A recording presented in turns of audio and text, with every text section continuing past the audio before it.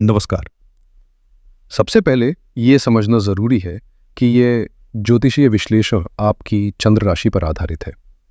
हालांकि आप चाहे तो इसे नाम राशि या लग्न राशि के संदर्भ में भी देख सकते हैं। अब बात करते हैं शनि ग्रह की, जो इस समय मेष राशि के जातकों की कुंडली में 12वें भाव में गोचर कर रहे हैं। इसका मतलब है कि इन पर शनि की साढ़े साती का पहला चरण चल रहा है। 13 जुलाई 2025 को शनि 7 डिग्री पर वक्री हो गए हैं, यानी अब उनकी गति उल्टी दिशा में होगी। जुलाई के महीने में शनि 7 डिग्री पर थे, अगस्त में वे 6 से घटकर 5 डिग्री तक नजर आएंगे। सितंबर में ये घटकर 4 और फिर 3 डिग्री तक आ सकते हैं, और नवंबर तक इनकी डिग्री लगभग 1 तक सिमट जाएगी। चूंकि शनि वक्री हो चुके हैं, अब वे उसी 12वें भाव में रहते हुए अपनी पिछली चाल को दोहराते हुए 7 डिग्री से वापस 1 डिग्री की ओर लौटेंगे। यह बदलाव उन लोगों के लिए विशेष रूप से महत्वपूर्ण है जो शनि की साढ़े साती के प्रभाव में है, क्योंकि इस दौरान जीवन में धीमापन, आत्ममंथन और गहराई से सोचने का समय आता है। 28 नवंबर 2025 को शनि लगभग 1 डिग्री पर गोचर करते नजर आएंगे, और उसी दिन ये वक्री अवस्था से निकलकर मार्गी हो जाएंगे, यानी अब उनकी चाल एक बार फिर सीधी हो जाएगी। इसके बाद शनि धीरे धीरे 1 से 2 डिग्री, फिर 3 और आगे 4 डिग्री की ओर बढ़ेंगे, लेकिन यह बढ़त बेहद धीमी होती है, क्योंकि शनि सामान्य रूप से हर महीने केवल 1 डिग्री का ही गोचर करते हैं। हालांकि जब शनि वक्री होते हैं तो उनकी गति में उल्लेखनीय तेजी आती है। यही कारण है कि वर्तमान में लगभग 4.5 महीनों में शनि करीब 6 से 5.25 डिग्री तक का सफर तय करने वाले हैं। इसका सीधा अर्थ है कि उनकी चाल में तेजी के साथ साथ उनके फल देने की शक्ति भी अधिक प्रभावशाली होगी। इस सक्रियता के चलते आने वाले महीनों में शनि किस तरह के शुभ या अशुभ परिणाम देंगे और आपको किन उपायों की जरूरत पड़ेगी, इस पर विस्तार से विचार किया जाएगा।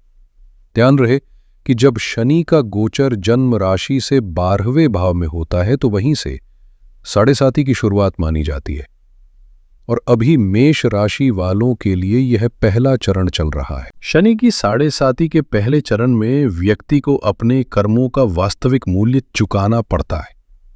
ये चरण संघर्षों से भरा होता है, जहां पुरानी जिम्मेदारियों और फैसलों का हिसाब चुकता होता है। दूसरा चरण प्रारब्ध के फलों को सामने लाता है, यानी जो नियति में लिखा है वो अनुभव में आता है। जबकि तीसरे चरण में वे कर्म फलित होते हैं जो समय के साथ सिंचित हुए हैं।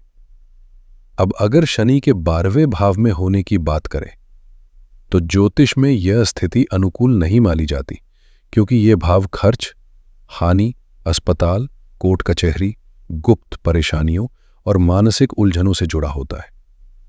इस अवस्था में शनि व्यक्ति से भरपूर मेहनत करवाते हैं और कई बार जीवन को भारी चुनौतियों से भर देते हैं। हालांकि जब शनि वक्री हो जाते हैं तब परिस्थितियों में कुछ राहत महसूस होने लगती है।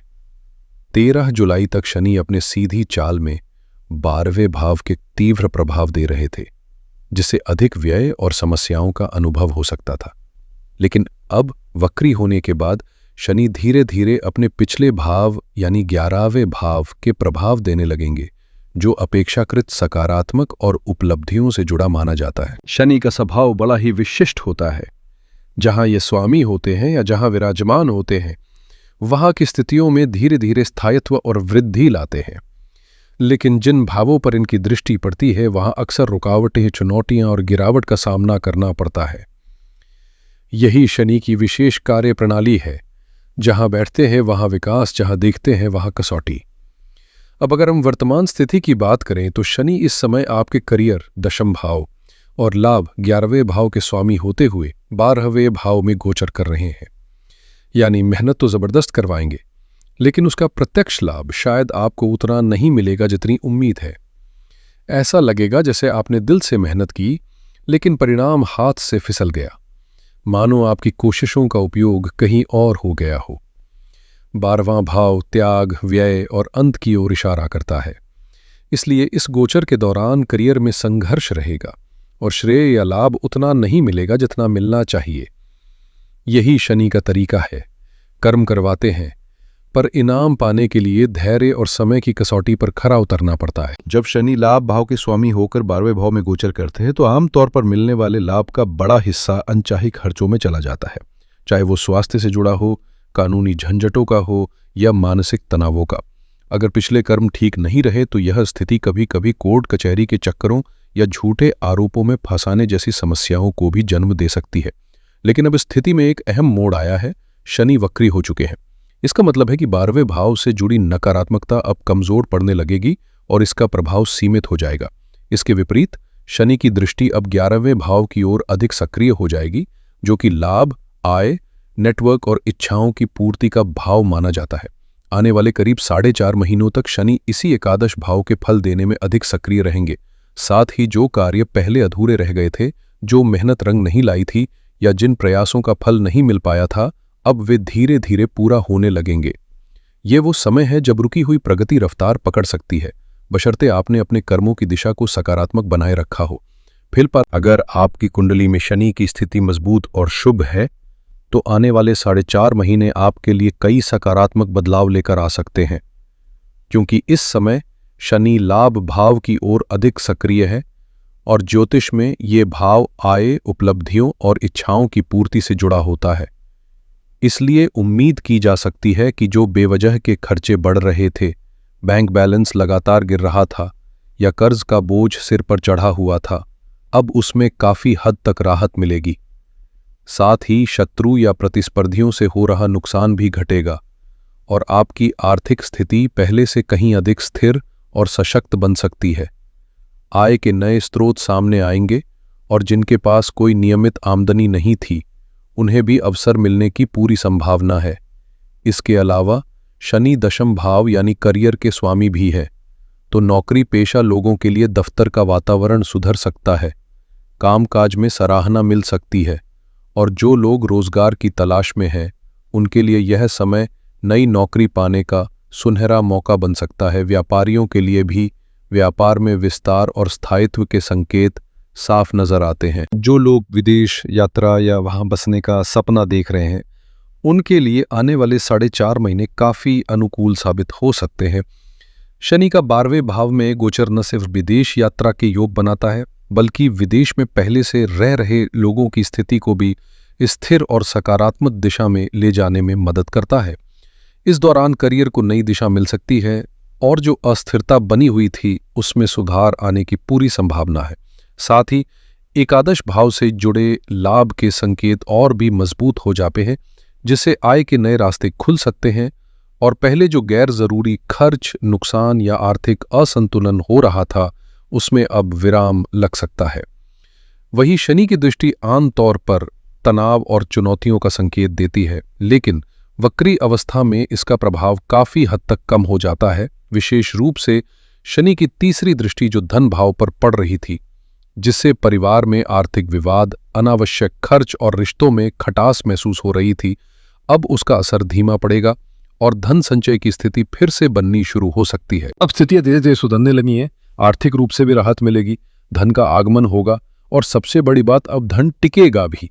परिवार और कुटुंब के माहौल में जो तनाव या खटास थी, वो भी कम होने लगेगी और आपसी रिश्तों में मधुरता लौटेगी। शनि की सप्तम दृष्टि पहले छठे भाव पर पड़ रही थी, जिससे शत्रुओं की संख्या बढ़ रही थी, कार्यस्थल का माहौल बिगड़ रहा था और कई लोगों ने नौकरी तक छोड़ दी थी। लेकिन अब जब शनि वक्रीय हो गए हैं, तो वही दृष्टि अब कमजोर पड़ने लगेगी, जिससे उन लोगों के लिए दोबारा नौकरी पाने का अच्छा योग बन रहा है। शत्रु शांत होंगे और माहौल फिर से सहयोगात्मक बनेगा। साथ ही दशम दृष्टि भाग्य भाव पर पड़ रही थी, जिससे अब तक ऐसा लग रहा था कि भाग्य साथ नहीं दे रहा। कड़ी मेहनत के बाद भी अपेक्षित सफलता हाथ नहीं लग रही थी, लेकिन अब समय है कि आप दिल लगाकर मेहनत करें, क्योंकि शनि अब आपको भाग्य का साथ भी दिलवाएंगे और आपके प्रयासों को उचित दिशा में परिणाम देंगे। हाँ, इतना जरूर याद रखें कि शनि बिना मेहनत के कुछ नहीं देते। ये ग्रह संघर्ष की कसौटी पर कसते हैं, लेकिन जब आप पूरी ईमानदारी से प्रयास करते हैं, तो वही शनि आपको वो फल देते हैं जिसकी आपने कल्पना भी नहीं की होती। इसलिए ये वक्त है एकाग्रता, संयम और संकल्प से आगे बढ़ने। अगर हम बृहस्पति यानी गुरु की बात करें तो वे इस समय तीसरे भाव में गोचर कर रहे हैं और अब उनकी स्थिति पहले से कहीं अधिक मजबूत हो चुकी है। जो लोग लंबे समय से विवाह का इंतजार कर रहे थे, रिश्ते नहीं बन पा रहे थे या वैवाहिक जीवन में लगातार समस्याएं बनी हुई थीं, उनके लिए अब राहत की स्थिति बन रही है।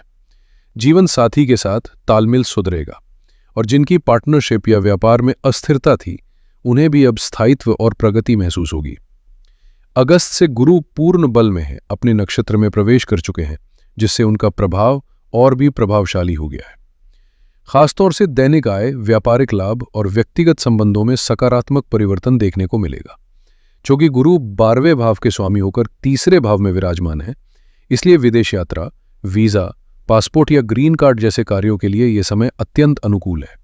शिक्षा, नौकरी या स्थायी निवास के उद्देश्य से विदेश जाने की योजना बना रहे लोगों के लिए तो ये समय किसी हरियाली से भरे रास्ते जैसा है। स्पष्ट संकेत है कि आप निसंकोच आगे बढ़ सकते हैं। इसके साथ ही पराक्रम, आत्मविश्वास और संवाद शक्ति में भी इजाफा होगा, जिससे आप अपने विचारों को प्रभावशाली ढंग से सामने रख पाएंगे और जीवन के कई क्षेत्रों में सफलता की नई कहानी लिख सकेंगे। गुरु की वर्तमान स्थिति आपके लिए कई स्तरों पर सौभाग्य लेकर आई है। ये न केवल भाई बहनों से रिश्तों को मजबूत बनाने में सहायक होंगे, बल्कि यात्राओं से भी लाभ मिलने की संभावना बनती है, चाहे वे व्यावसायिक हो या निजी। वहीं शनि की पंचम दृष्टि जब सप्तम भाव पर पड़ती है तो वैवाहिक जीवन में यदि किसी तरह का तनाव या गलतफहमी रही हो तो अब उसमें सुधार आने लगता है। साथ ही ये समय व्यापारिक साझेदारी को भी स्थिरता और प्रगति देने वाला सिद्ध हो सकता है। शनि की सप्तम दृष्टि भाग्य भाव पर पड़ रही है, जिसका असर ये होगा कि आपकी मेहनत अब खाली नहीं जाएगी, परिश्रम का पूरा प्रतिफल मिलेगा और किस्मत भी आपके साथ कदम से कदम मिलाकर चलेगी। वहीं नवम दृष्टि जब लाभ भाव को देखती है तो मन की इच्छाएं पूरी होने लगती हैं और साथ ही आमदनी के नए रास्ते भी खुलने लगते हैं। चूंकि गुरु भाग्य और 12वें भाव के स्वामी हैं और इस समय लाभ और भाग्य भाव को देख रही हैं, तो ये समय आपके लिए तरक्की, सफलता और समृद्धि से भरा रहने वाला है। गुरु की भूमिका जीवन में समृद्धि और स्थायित्व लाने वाले माने जाते हैं, क्योंकि ये न केवल धन, विवाह, संतान, शिक्षा और ज्ञान के स्वामी होते हैं, बल्कि इन सभी क्षेत्रों में संतुलन और सकारात्मकता लाने का कार्य भी करते हैं। इस समय गुरु की स्थिति आपके पक्ष में है और वे 18 अक्टूबर तक तीसरे भाव में रहकर आपकी आत्मविश्वास, संवाद क्षमता और प्रयासों को सशक्त बनाएंगे। इसके बाद जब गुरु चौथे भाव में प्रवेश करेंगे तो पंच महापुरुष योगों में से एक शक्तिशाली हंस योग का निर्माण होगा, जो राजयोगों में गिना जाता है और असाधारण फल देने में सक्षम होता है। इस अवधि में करियर में मजबूती आएगी, खासकर यदि आप राजनीति, प्रशासन या सरकारी सेवाओं से जुड़े हैं तो यह समय आपके लिए स्वर्णिम अवसर लेकर आएगा। साथ ही वित्तीय स्थिति में भी सुधार देखने को मिलेगा, आय के स्रोत स्थिर होंगे और आर्थिक फैसलों में सूझबूझ बढ़ेगी। कुल मिलाकर गुरु का यह गोचर न केवल आपके जीवन को नई दिशा देगा, बल्कि कई रुके हुए कार्यों को भी गति देगा और सौभाग्य के नए दरवाजे खोलेगा।